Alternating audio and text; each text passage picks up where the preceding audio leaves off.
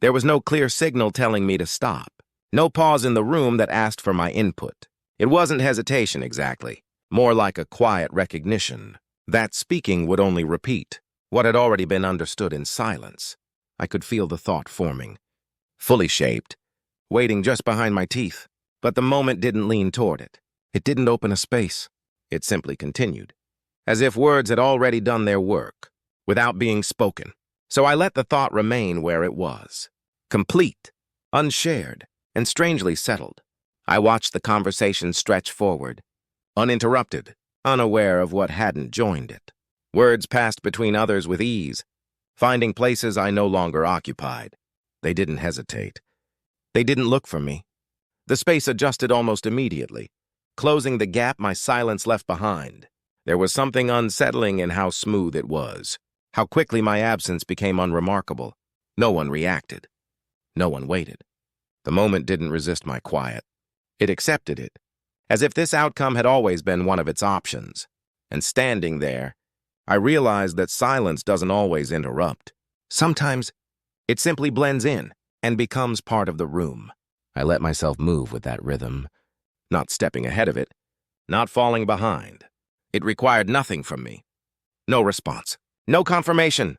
I noticed how easy it was to remain present without being involved, to exist at the edge of the moment, without disturbing it. Silence fit more cleanly than words would have. It didn't interrupt. It didn't ask to be acknowledged. I told myself this was what restraint looked like, a quiet agreement with how things were unfolding. And for a while, that explanation held. I stayed there, allowing the moment to complete itself, without anything added, without anything taken away. It felt like the responsible choice, the kind of decision that doesn't draw attention to itself.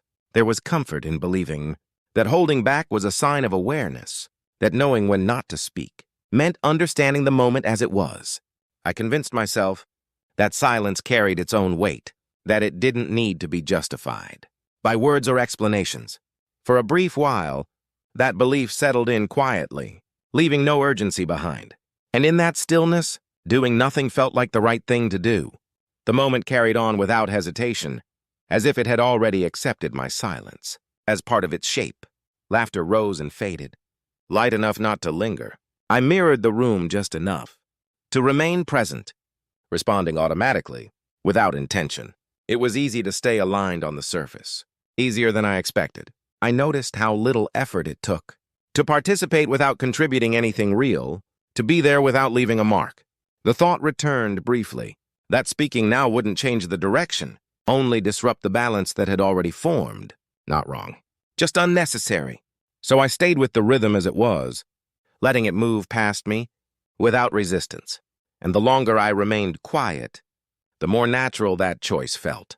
Not deliberate, not dramatic, just the continuation of something that had already decided to go on without my words. What surprised me wasn't the silence itself. It was how loud it felt, not in volume, but in presence. It filled the space where words usually go.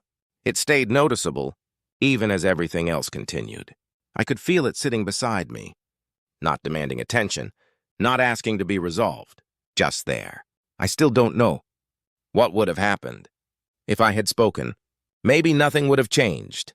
Maybe everything would have. There's no clear version of that moment I can return to and rewrite. No final line that would have made it complete. The moment didn't end. It simply stopped inviting words. Some moments don't close neatly.